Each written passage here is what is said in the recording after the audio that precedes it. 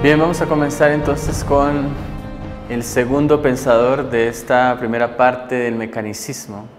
Este segundo pensador, aunque nos pueda sorprender, es Thomas Hobbes. Thomas Hobbes lo recordamos mucho por su gran obra, la obra El Leviatán, que es una obra que los especialistas dicen es una de las obras que funda la concepción del Estado moderno. Ya cuando nace la concepción del Estado y se agrega a la vieja noción de la nación, anclada en la tradición cultural y en la tradición religiosa. Thomas Hobbes es un pensador de origen inglés que además, y por eso lo traigo a colación aquí en relación con los mecanicistas, era también un científico, solo que no era de estos científicos de primera línea, era un fanático de la ciencia y de hecho en esa búsqueda de la ciencia empieza a acercarse al método baconiano, o a lo que podríamos denominar la nueva ciencia. Esta nueva ciencia le hace a Hobbes diferir entonces en dos sentidos de la tradición filosófica en la que él mismo se forma. Y son dos sentidos sobre los cuales él va a poner toda su filosofía. El primero de ellos es entonces la crítica a la política escolástica, ¿sí?, en la que dominaba el derecho del Papa y el derecho de la tradición religiosa, de los valores religiosos, para dominar, por el solo hecho de estar allí, de dominar y estructurar la sociedad. Él creía que el Estado no debía depender de la autoridad papal, que el Estado no debía depender de la autoridad clerical, que de hecho vivir en una sociedad significaba estar al margen de la misma cultura, significaba poder separar la cultura de la sociedad, la cultura del Estado. La sociedad va a ser entendida entonces estatalmente. La sociedad no es producto de un azar, ¿no? La sociedad no es producto de una voluntad o de un juego divino. La sociedad es producto de unos acuerdos que los mismos hombres realizamos. Y en ese sentido y en coherencia con eso, pues el Estado debe estar separado, el poder del Estado debe estar separado del poder papal. Esto, por supuesto, le generó cualquier cantidad de problemas en su vida, ¿no?, en su vida personal. Pero estaba la otra cuestión, y la otra cuestión es que, el otro apoyo de su filosofía, es que su filosofía se basa en la geometría, igual que el anterior pensador que revisamos, que René Descartes, pero es una geometría soportada en la nueva ciencia. Es una geometría amiga en este contexto, o en este caso, de una nueva ciencia. Esto es, de una ciencia basada en la observación y en la experimentación. Y esto es maravilloso porque veíamos en la anterior sesión un esquema del dualismo nociológico en el que la geometría y la ciencia experimental estaban divididas. Lo que empiezan a hacer pensadores como Hobbes es justamente a vincular, establecer una especie de intersticios, de zonas intersticiales, de zonas en las que estos dos discursos pueden relacionarse.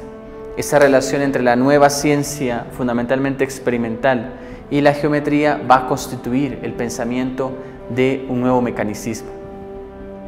Los postulados en los que se basa la filosofía hobbesiana, pues los podemos resumir en 3 puntos. El primero de ellos es: la ética sustenta la política. La ética es el estudio del carácter natural. La ética no es el estudio de la virtud. La ética no es un fin al cual llegar.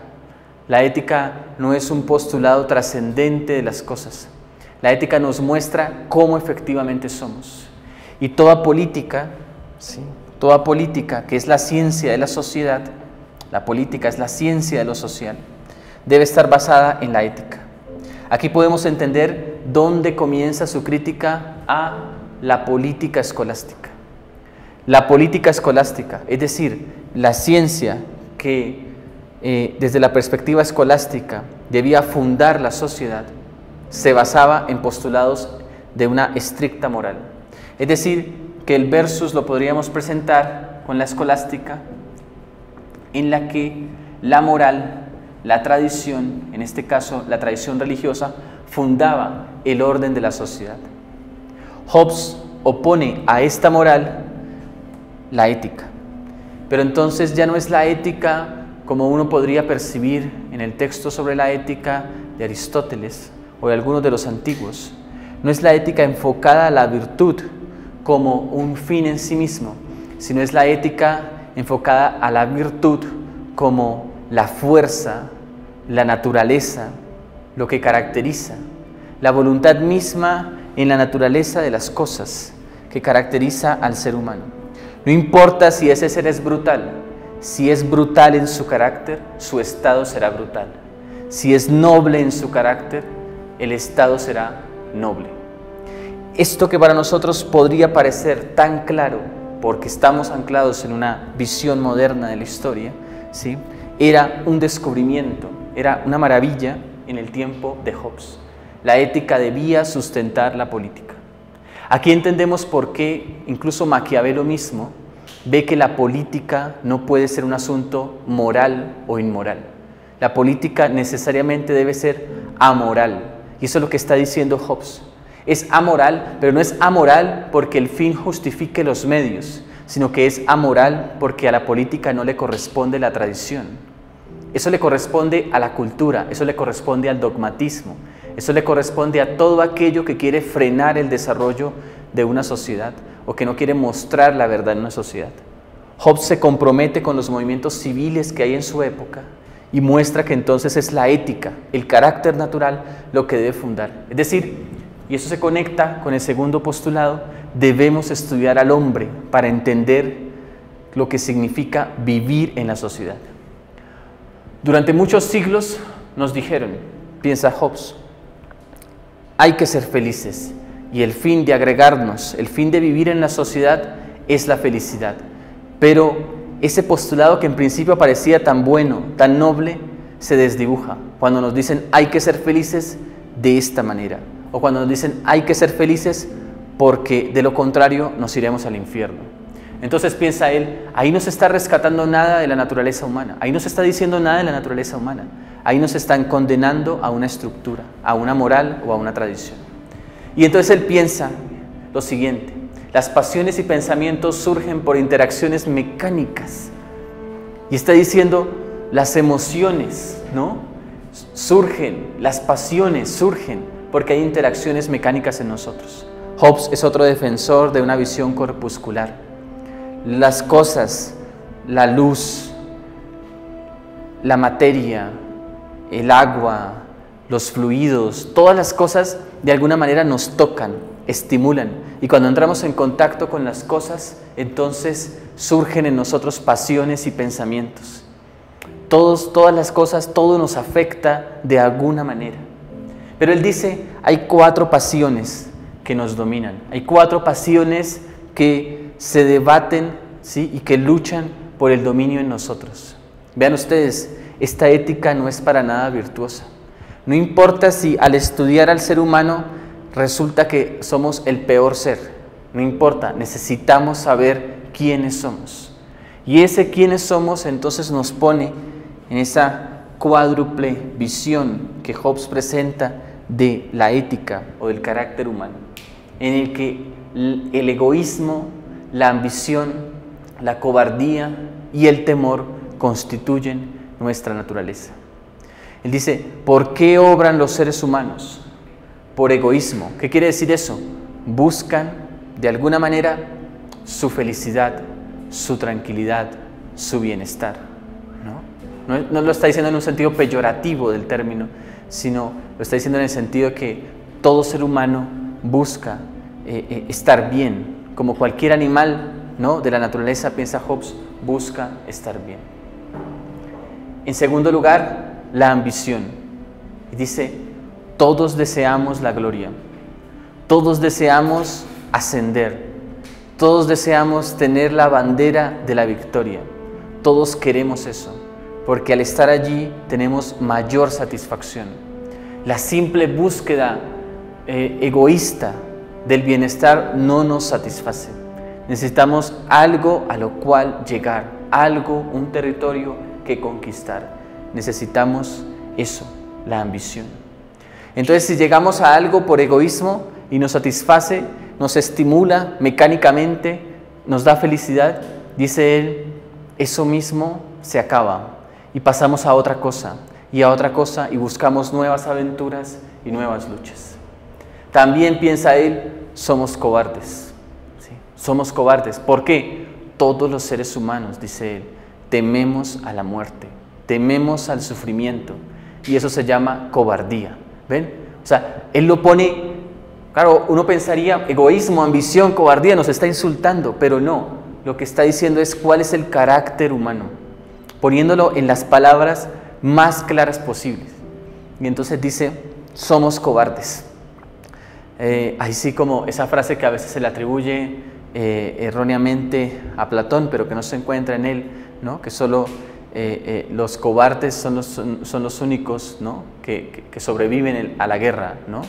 Esa visión entonces es la que piensa Hobbes. Y Hobbes no lo ve como malo, dice, somos seres humanos, queremos proteger nuestra vida y entonces queremos salvaguardar nuestra integridad, ¿no? Pero por naturaleza lo somos. O sea, antes de valientes somos cobardes, lo de valientes nos lo imponen, ¿sí? En realidad, por naturaleza somos cobardes. Y es la cobardía lo que nos estimula a vivir. Es decir, es el sentirnos frágiles frente a la enfermedad, frágiles frente a la muerte, lo que puede estimularnos a vivir. Y en cuarto lugar, piensa Hobbes, la pasión que caracteriza, y esto lo va a decir en el Leviatán también, la pasión que caracteriza al ser humano es el temor, ¿no? El miedo. Entonces, el miedo a la violencia, el miedo a perder la tranquilidad, a perder aquello por lo que luchamos, aquello por lo que vivimos, el miedo a finalmente caer en la enfermedad y en el sufrimiento sin importar lo que suceda. Frente a esto, podemos preguntarnos, bueno, ¿cómo se funde una política cuando reconocemos que nuestro estado parece ser como tan difícil, parece ser como tan... ¿Cómo entonces nos podemos entender? Si somos seres egoístas, ambiciosos, cobardes, temerosos, ¿cómo entonces es que podemos desarrollar sentimientos tan nobles entre nosotros, a pesar de que éticamente, naturalmente, el carácter natural básico de nosotros es un carácter tan difícil, tan díscolo? Pues eso se conecta con el tercer postulado, el postulado final de la filosofía hobbesiana, y es que él dice, hay dos estados. Un estado que podemos llamar artificial, y un estado que podemos llamar natural. Estado natural y estado artificial. Y él dice, este estado natural y este estado artificial, en el estado natural el ser humano es una máquina, es decir, esta máquina sujeta por las pasiones del egoísmo, de la cobardía, de el temor y de la ambición, este ser humano es una máquina. Cuando actuamos éticamente, piensa él, actuamos como máquinas. Pero hay una segunda máquina, y esa segunda máquina es la máquina política, es la máquina que construye el Estado. Ese es el Estado que él denomina Estado artificial. Cada uno de nosotros es una máquina, cada individuo es una máquina. Y el Estado mismo es una máquina, pero es una máquina artificial. La sociedad, piensa él, es un ser humano artificial. Entonces, por eso, en la portada del Leviatán, nosotros vemos que hay un soberano, ¿no? Ahí está la espada, que significa el poder, ¿no? El poder de ejercer violencia. Dice, dentro de las cosas, dentro de las pasiones que caracterizan a la máquina humana, ¿cuál es la que nos produce problemas para que esta segunda máquina, esta máquina artificial, este estado artificial surja? ¿Cuál es ese que nos produce problemas? Piensa él, es el temor. Yo no quiero un estado en el que no haya cobardes, necesito que haya cobardes, ¿sí? Porque los cobardes, frente al temor que sienten por la enfermedad, por la muerte, son los que van a luchar con más fiereza. Yo no quiero un estado donde no haya egoístas, porque necesito que el estado surja, emerja, produzca Yo no quiero un Estado donde no haya ambiciosos, porque si no van a estar sometidos frente a otras naciones, no van a querer. Entonces necesito un Estado ambicioso. O sea, estas cosas, piensa él, yo las puedo llevar a nivel de la máquina. La máquina debe funcionar de manera egoísta, de manera cobarde y de manera ambiciosa. Debe ser estratega en la manera como maneja estas pasiones y cómo hace que esas pasiones lleven beneficio a la sociedad. Pero el temor no me sirve. El temor no me sirve, porque el temor, cuando está en los individuos, me genera anarquía, me genera caos, me genera inestabilidad. Entonces yo necesito que el temor sea eliminado. Por eso en el Leviatán él entonces hace un contrato y establece las bases del contrato social de las sociedades modernas, en las que dice que lo que los individuos deben ceder es su voluntad a ejercer por miedo violencia en los otros. Y entonces deben dejar el ejercicio de la violencia, ¿sí?, y la seguridad de ese temor que sienten sobre el soberano, es decir, sobre el monarca, sobre quien esté gobernando o quien esté reinando. Frente a estas cuestiones de Hobbes, han surgido en época reciente discusiones en torno al egoísmo, ¿no? Y hay dos tipos de egoísmo que llaman poderosamente la atención. El uno es el llamado egoísmo ético y el otro es el llamado egoísmo psicológico, ¿no? El egoísmo ético, ¿sí?, y el egoísmo psicológico. El egoísmo ético es la postura que piensa que todo individuo debe, ¿sí?, óigase bien, todo individuo debe buscar su propio interés. El egoísmo psicológico lo que dice es que todo individuo puede, no debe, sino que todo individuo puede buscar su propio interés. ¿Qué diferencia puede surgir? Y eso es lo que les invito a revisar. Frente a esta postura que establece aquí Hobbes, ¿no?, ¿dónde estará ubicado el egoísmo ético y dónde estará ubicado el egoísmo psicológico? ¿En el estado artificial o en el estado natural? Con esto podríamos dar por concluida nuestra quinta sesión sobre el mecanicismo. Muchas gracias.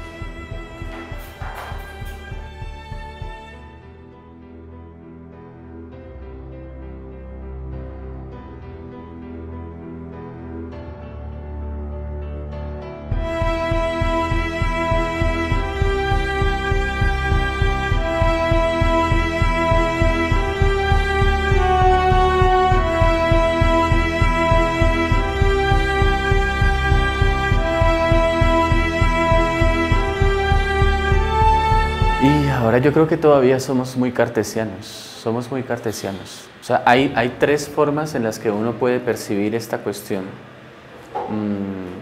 o tres modelos que en la Edad Moderna y hasta nuestro tiempo empezaron a discutir. El modelo cartesiano, que se basa, por una parte, en el método axiomático de las ciencias y en un mundo estrictamente mecánico, ¿sí?, materialista, mecánico. El modelo newtoniano, que es el de Bacon, de la filosofía experimental, ¿sí? O sea, hay una fuerte base matemática, pero también hay una apuesta fuerte también por la observación y la experimentación, ¿sí? Además, por el misticismo, ¿sí?, que a veces no se mira eso en Newton. El 85% de sus escritos son de alquimia, mística, teosofía, unas cosas rarísimas. Y el otro método es el antiguo, el escolástico, el que está basado en la argumentación. Entonces tú defiendes tu postulado científico porque convences y persuades a los otros de que es así.